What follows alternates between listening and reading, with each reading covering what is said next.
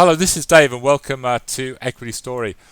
Just busy at the moment, also building the new website, trying to make the services better than obviously the old website is a little bit 1920s. So Equity Story is trying to join the modern world, and hopefully, thanks to a really fantastic company, Atomic 212, we're going to be doing that over the next 3 weeks.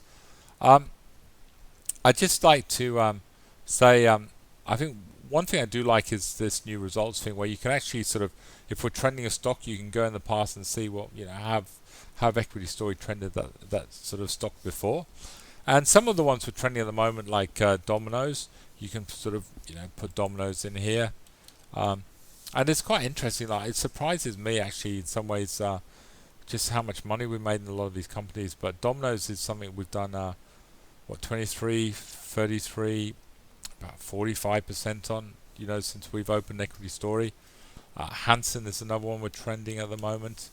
And we're patient. You can see with these stocks, we don't always make the money in a month. Sometimes it's 2 months, it's 3 months. But Hansen again is 29, around sort of 35, 40% profit we made on it, which is, I think, absolutely extraordinary.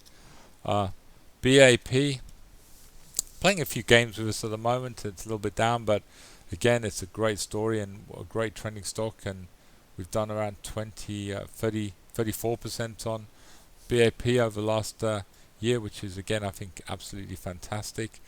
RFG, funny enough, I put that in. I didn't realize we trended it before, but we did, and took a nice sort of 8% out of it last time, 8.4%. Again, it's certainly looking pretty good, and I think it's going to be another profit fairly soon for us. ORA, I don't know if I just did that one, but again, absolutely stunning. It's quite a sort of slow mover, and but it's been a really good little company for us, and we're trending again. I think about to make another profit on it. But again, since we've opened Equity Story the last 2.5 years, this has been another 14, 20, 29, nearly 40% we made on that company. So I think it does, if we put a trend on, it's not a bad idea to see how we performed on that stock in the past. And, look at Little Northern Star has been very good as well. That's been 42, 52, that's been nearly 60% on that stock.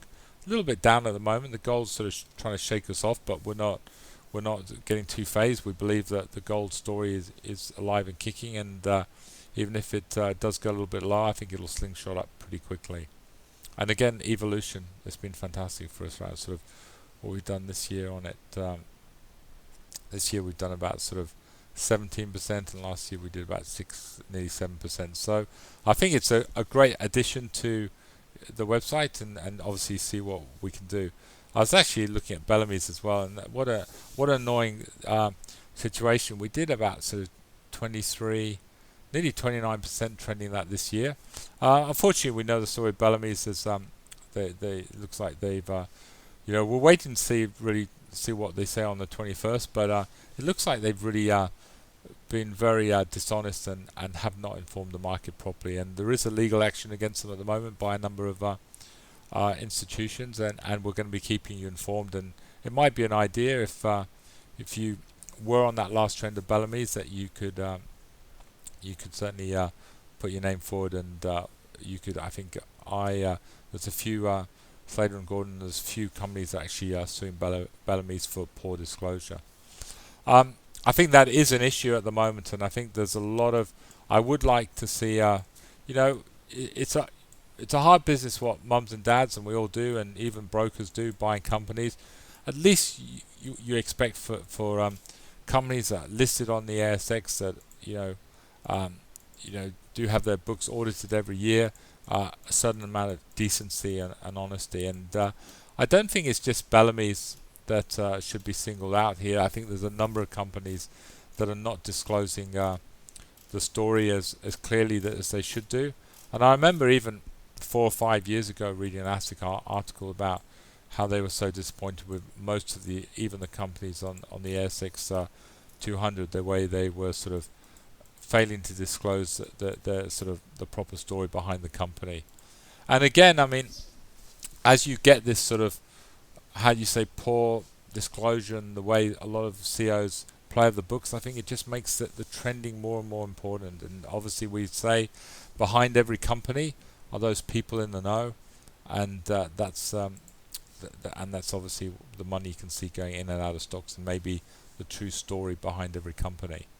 So I think our policy equity story of what we do, of trending and looking at fundamentals, is certainly the way to go. Just having a look at, obviously, I think there's a little bit of movement coming back. Even some of these sort of, I'm just looking at the moment, NextDC, some of these stories that we've taken profits out, they're starting to come back a little bit. We didn't want to buy it over here, but it's certainly starting to look a little bit better.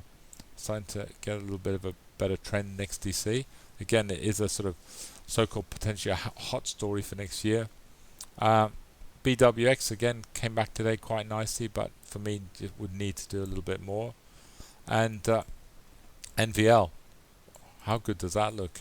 Again, possibly a little bit of resistance there, but if it can break that sort of 220, this could actually have a nice little run. So we'll be watching that closely by the end of the week. It's one we did take profits on, but certainly we don't mind when we buy these stocks, and even if we lose a bit of money and we get them on the next move up, that's absolutely fine.